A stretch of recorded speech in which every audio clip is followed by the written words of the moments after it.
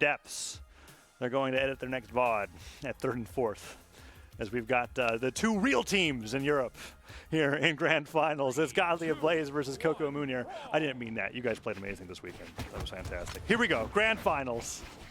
Game number 1. Munir opening up with the Aang, going up against the Dalsum and the Bryn from the red team. Let's see how this plays here in game number 1. KoKo was such a carrying force in the set before this that I'm worried that Munir might just get deleted in This like is a completely different composition. They're going up against completely different weapons, and they're also going up against two different calibers of players at the moment. This is Godly and Blaze. This is the strongest EU2's team in the business in the game right now. Yes, and KoKo and Munir are trying to fight for that title themselves. Let's see how they're able to do it. Oh, Blaze, that's why he's so good. Catches him in the middle of the downlight, stopping that Cider from coming through to take out Godly, and then gets a stock himself, takes KoKo off the top of the stage. Blaze is just everywhere. If Godly is winning in an interaction, he's attacking on more damage. And if Godly's losing in an interaction, somehow Blaze is not being hit, and he's there to be able to save him.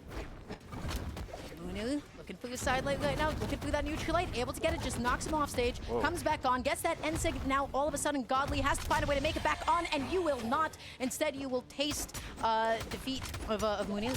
Yeah, and now that side light coming through almost gets the nair, goes up for the recovery instead, and Blaze trying to find some sort of weapon as he comes back onto the stock, starts out swinging, goes in to be able to save Godly from what could have potentially been a punish from Munir, and then the alley-oop of the Cider to the neutral signature, immediately ready, and then the recovery almost gets the double knockout. He was so ready to follow up on the KoKo there, just a little misspaced. And KoKo thought that he could get away with interrupting, but red team was just one step ahead that time. The D-Light does come out, it's not going to be able to KO. Getting some classic axe neutral A juggles, getting another thing going to Munir.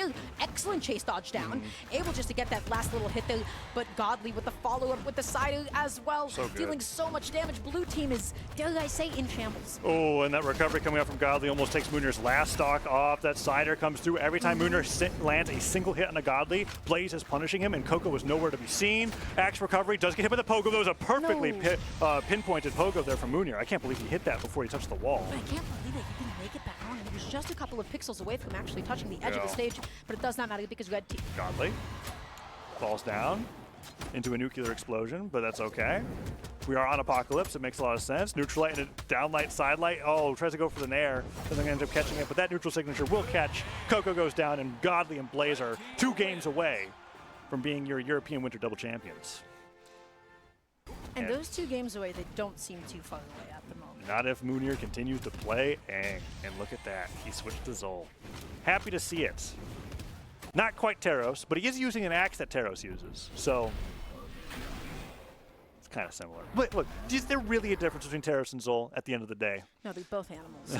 They're just high force. You know what they're going to do. They're going to press side sig. You know it. They're going to press it hard, and you're going to go into the game thinking, I'm not getting hit by this. And then you're in the orange and you get knocked out by it. And you're like, did I deserve it? And the answer is no, you did not. You took advantage of the heat of the moment. Game number 2, KoKo and Munir are down a game. Godly and Blaze are looking indomitable at the moment. Coming in there with the neutral light. Quickly pivoting into the D-Light as well. All of a sudden, KoKo getting juggled by Godly. Oh, axe recovery doing its best. Side stick comes through from Blaze, catches the landing, and what'd you see? Oh, I was just going to say, Blaze is just picking the best possible times to initiate, or in the best possible heat of the battle. Right? I don't know how he manages to do it, but he's paying attention to every player on the screen at the same time. Have you seen Baki? No. Okay, we'll talk about it after the game then. Okay, fine. Martial arts is not about hitting hard and being fast. It's about knowing when to press your buttons. It's about knowing when to time your hits, Tazo. Excellent. Okay, well, Blaze is a Brawlhalla martial art master. That's going to be the case because he has been fantastic. There comes through, goes with that side sig. That's the wrong side sig, Munir. You're supposed to be on cannon for that move. Look how much damage you're taking for using that. Oh, but that Cider still does hit hard on that axe. All of a sudden, Blaze try to get back down. There's 3 axes on the screen. Some would dare say too many. You're going to hear a lot of big, heavy hitting sounds at some point or another. Both of them recovered at the same time. Nobody really connected anything quite yet. There's a lot of axes. There's a lot of axes on the screen. That is true. Not a lot of connections from the axes so far. There we go. Oh, but Munir lost his, and now cannon's primed. is it even really the grand finals if we Toss don't have 4 toss axes? Pick it up and toss it right now. Oh no, but KoKo's getting knocked out. It's all over. Can he get the side air here? I thought he was gone. I thought Munir SD too, but that stage was just a little bit long enough. Okay, huge. Okay, not able to get the full follow-up though. Got that, and like comes back in with the recovery. I cannot believe that Blaze did not actually get KO'd. Godly is doing awful things to Munir off stage. That's the ground pound connecting, but Munir ended up touching the side of the stage. So make it back on, and Blaze with the ground pound.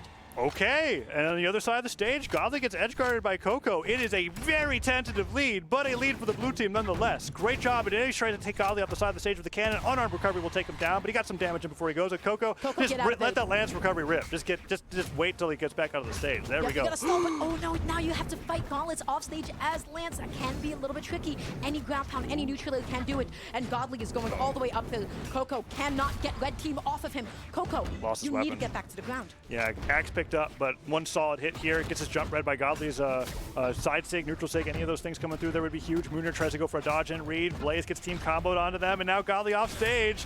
There goes KoKo, and Munir almost follows suit right afterwards. Sidelight nair, the neutral signature. Blaze and Godly have got every single team combo situation unlocked. Wow. 2-0 lead for them now in one more game, and they're going to be champions.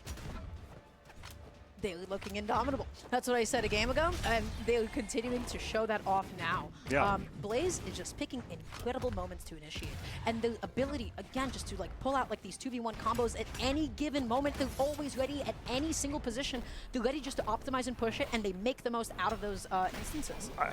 Blaze is the best doubles player in the world. You can tell with that game sense. Yeah, because I've been watching him play with Acno for over half a decade now, I'm realizing. And it's very sad to see them apart because of how much that they learned while they were with each other, but now I realize that what Blaze learned was not dependent on Acno as a teammate.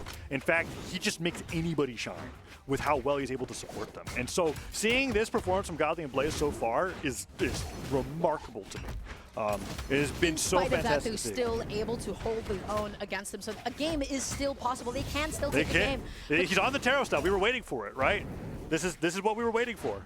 This is the moment. This is when you got to make it happen. Gets that D-Light Sido, just puts Godly off stage for just a couple of seconds. Looking to land back in there with that downing, I believe it was. KoKo doesn't actually find it quite yet. Okay, gets that excellent interruption, just punishes Godly and all of that end lag. KoKo just picking and choosing. Which one am I going to go for? Blaze, is it going to be Godly? Okay, gets that neutral. Almost no has recovery. that recovery too. That was such a good idea. Yeah, Blaze and Godly now waiting on either side of the stage. Sidestick gets punished by the neutral light. Munir ends up going down first. KoKo could go down shortly afterwards. Falling Sider doesn't get the neutral signature as a follow-up. Forces the dodge with the weapon throw, but KoKo makes it back. And Munir still can't find a weapon. Godly goes down, okay, with the scoop. There we go. Munir with the hammer once again taking a lead. They're looking alive. KoKo, you have to keep onto this stock. You have to make sure that Munir stays nice and healthy, and they're starting some massive combos as well. When you hear that hammer swing, just go, go, go. You know exactly how much damage is being actively dealt. Landing back down, outranging Axe. Munir's crazy. What the heck was that? That was 7 unanswered attacks coming out from the hammer here, and now he's got Blaze on the side of the stage. Stomp Stare coming out on Godly again. Finally, KoKo was taken down. Gravity Cancel Ensig almost takes down Munir as well. He goes all the way up in the sky. Gravity Cancel Delta, he's trying to anti-air him into the blast zone. And the down air just to get a little bit more horizontal drift, and Munir is back on the hammer. This is not the weapon that you want to see Munir on if you are red team, because you have seen the devastation that it has dealt. The neutraler, the sider, and all of a sudden Blaze has to make it back onto the stage. Oh no. I'm actually kind of mad because Munir is playing so dang good on the hammer that I'm like, seriously, this is grand finals. Why weren't you doing this in games 1 and 2? Do you just hate playing the weapon as much? Some people are like that. I don't get it. You know, Brawlhalla players would say, locked in. I guess, sure, great reason. Godly going up that side on the left side of the stage. KoKo wanted to take him out with him. KoKo wanted just to carry him all the way back down, but that's actually going to be an uncharacteristic missed follow-up from Godly. And it ended up resulting in KoKo getting like 2 or 3 more hits that he shouldn't have onto the second stock, putting Blaze in the orange, peppering Godly into the yellow. Neutral light comes through, KoKo does go down. Okay, Munir's just got to avoid getting hit by a team combo here, and he's just waiting onto the side of the stage. Wall slip.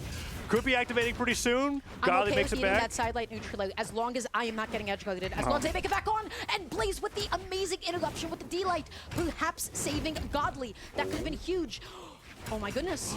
A lot of damage coming on to Munir here. If they're able to isolate him and get him down, they get KoKo into the 1v2. Stomp Stare comes through. Blaze is gone. This could be blue team's first win of Grands.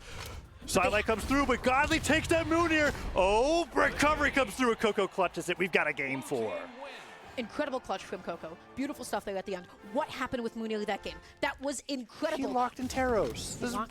We watched it in the set before this. That's why I'm looking at this and I'm going, man, do you really think Hammer is that bad when you are destroying Godly and Blaze with it on your own? And then KoKo is finally being able to give him the room to be the supportive player that he is? I mean, my goodness. I love watching Munir's Hammer. It's just everything hits. Everything hits and everything connects. When you have that much damage on that specific weapon, that is not the sound that you want to be hearing over and over again. If you are red team, that is in your nightmares. That is the door knock that you hear outside of your home. I mean, that's just most Brawlhalla players' nightmares with Taros in general, right? There's like a few legends that are like that. You got Taros, you got Orion, and then depending on if you're like in mid-plat, probably Artemis, because you haven't figured out Lance Sidestick yet. Munir is doing an excellent job outspacing all of like Axe's like grounded moves. He's just constantly staying outside of the range and then landing in with like a hammer cider or something and just waiting out like those D-lights over and over. I have seen Munir find like 5-6 consecutive openings like that. We're in the coveted Axe meta right now. They're all swinging. Oh, we're back in the EU's glory days. I can feel it. Oh, but KoKo loses his own Axe. Weapon throw stops a strong knockback with the neutral light. Good save from Munir, and the down stick just barely gets interrupted. Weapon throws galore coming out from the red team, but Godly doesn't end up picking that one back up. D-light in a recovery, not going to knock out just yet. Can he get the edge guard here? But both of them are in such nasty positions. KoKo just going to be diving off stage with that D-light. All of a sudden, they still don't have full ground. Munir losing that stock off the side. This is doable. KoKo, how do you find the stock on somebody? You do not. Godly getting that end light. And all of a sudden, it is red team that has a gentle lead. Oh, and the down air doesn't knock out Godly. That could be so much more damage coming out from him here. That lead could be so much more.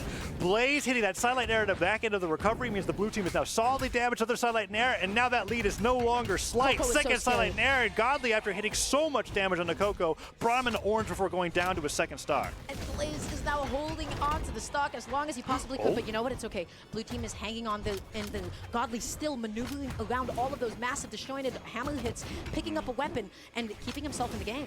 Yeah, Munir trying to get something started there with the hammer recovery earlier, but KoKo wasn't in range to be able to follow up. Silent recovery just barely dodged out of the way. Sair hits, and Munir has to spend all that time coming back to the stage. He nares KoKo to stop the knockback. Good save. Avoids the down save, but then just gets hit by the Sair trying to go underneath it. Spikes Godly, not hard enough. And now it's 4 stocks to 2. Blue team on their tournament stocks. They have to make something happen, but right now it is so difficult because these axe combos are crazy. Godly already setting up an edge guard with that ground pound. Okay, stomp into the down air. That's a little bit of damage, and Munir is trying to continue these juggles. He's trying to focus in on Blaze. They've broken off into 2 separate 1v1s. Huge. This is it. Gonna get Godly. Okay, D-like ground pound takes him down. Blaze tries to go for the punish. KoKo trying to cover the landing, misses the nair, but the neutral light goes to the end sig. Okay, they've got themselves a chance to bring it to game 5. That was a huge comeback from KoKo and Munir. Munir can make this happen, KoKo can make this happen, but they just have to be able to play together because Godly and Blaze, they just do such an amazing job of interrupting anything that blue team gets started. Super dangerous position. Oh, just the down sig. I can't believe that was so close. Endlight hits stacked, a little scary, but Munir's the one that's the most damaged. He's staying on the side of the stage. KoKo's got to land and get that opening. Godly goes in for the recovery, avoids the nair. Neutral light stopped by KoKo, but the Sair sets them both off stage. Godly goes for the edge guard. But nobody actually gets edge guarded quite yet, but Munir all the way from below. Can you make it back That's on? it. You cannot. KoKo now has to fight this 2v1, and Godly is looking to close it all. Taza, is it over for the blue team? Let's find out. KoKo's got to find a weapon, and the Sair comes through, and that's going to be it. Godly and Blaze are your European Winter Doubles champions as they go undefeated through the rest of the bracket, taking down everybody. KoKo and Munir being the final team to fight, and not even they, with their best team composition of that Taros and Ulgrim, can do anything about this new team that is almost certainly going to be dominating the region for the rest of the year. I mean, they didn't look like anybody came close. Godly and Blaze were in a